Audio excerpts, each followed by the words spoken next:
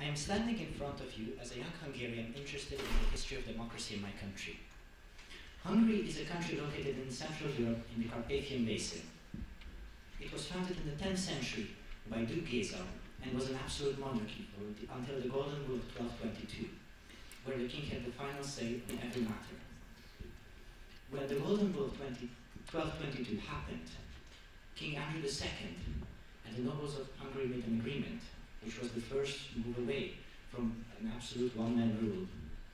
The Golden Rule of 22 can be regarded as the proto-constitution of the country. This document was kept in place until 1848. Can you imagine?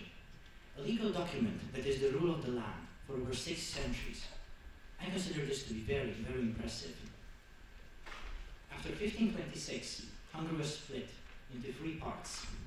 One occupied by the Austrians, one occupied by Turks, and the independent Principality of Transylvania. Interestingly, the Austrian-occupied territories and the Principality of Transylvania kept this document in place.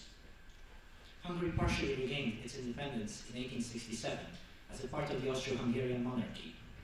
During the years of dualism, voting rights were given to intellectuals and propertied men, making the country fairly progressive for the time period. After the First World War, the country lost 2/3 of her territories, including her access to the sea, and 1/3 of ethnic Hungarians were left outside of the new borders.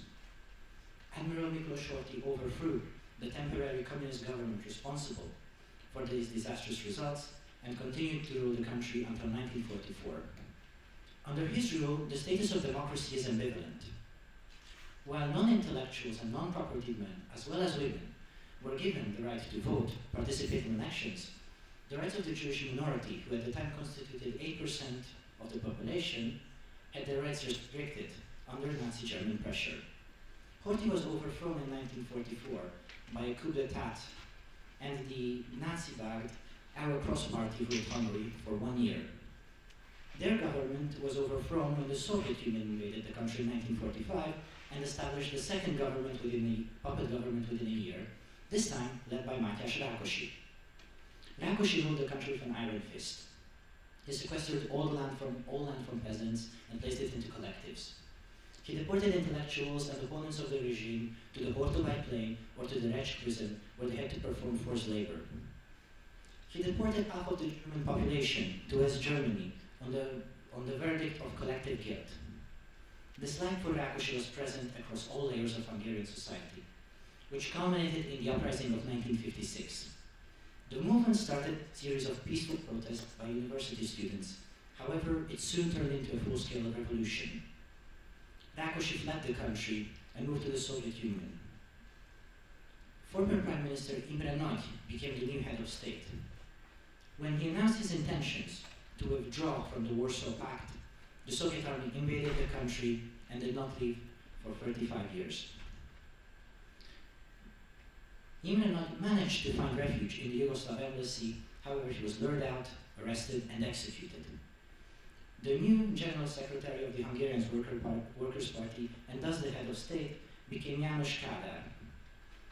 Under Kádár's administration, any opposition activity was strictly suppressed and forbidden. However, this did not deter groups from holding illegal gatherings, which spawned spontaneously at a grassroots level. They were unique in the sense that they included opposition both from a communist, a socialist, and a capitalist perspective.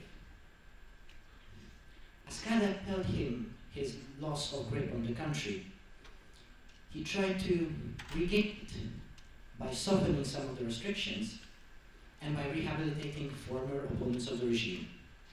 He went as far as trying to rehabilitate the aforementioned Imre Nagy. Ironically, the rehabilitation of Imre Nagy was a success, and he was declared innocent on the day János Kádár died, on the 6th of July, 1988.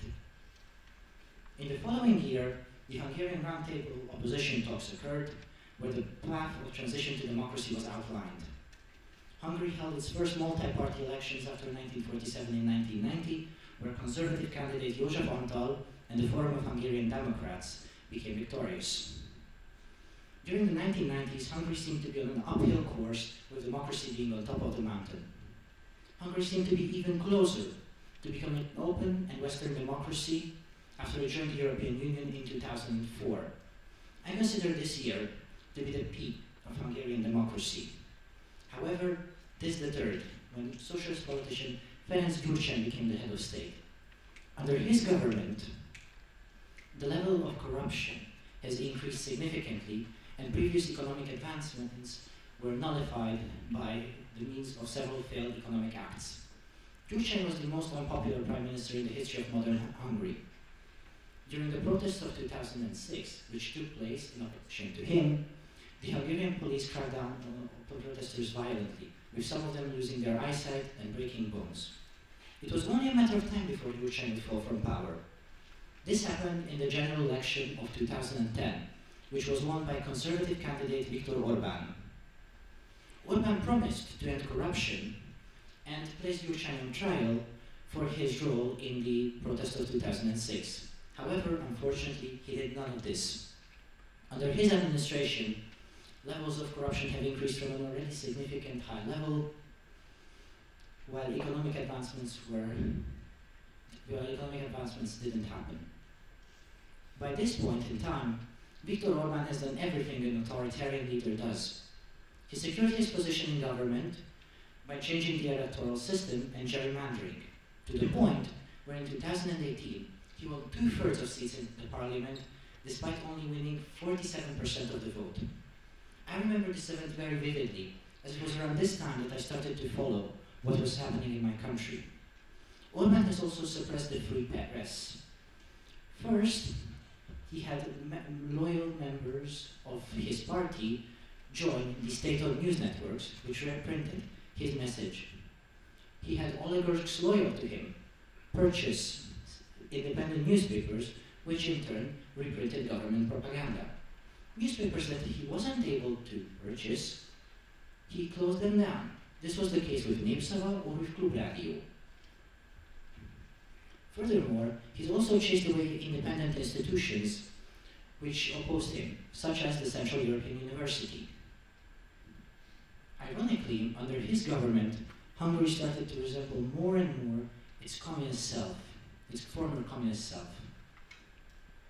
Some people dismiss what Orbán does only as some accusation that is thrown at him by Western news sources, which would do everything in their power to remove him.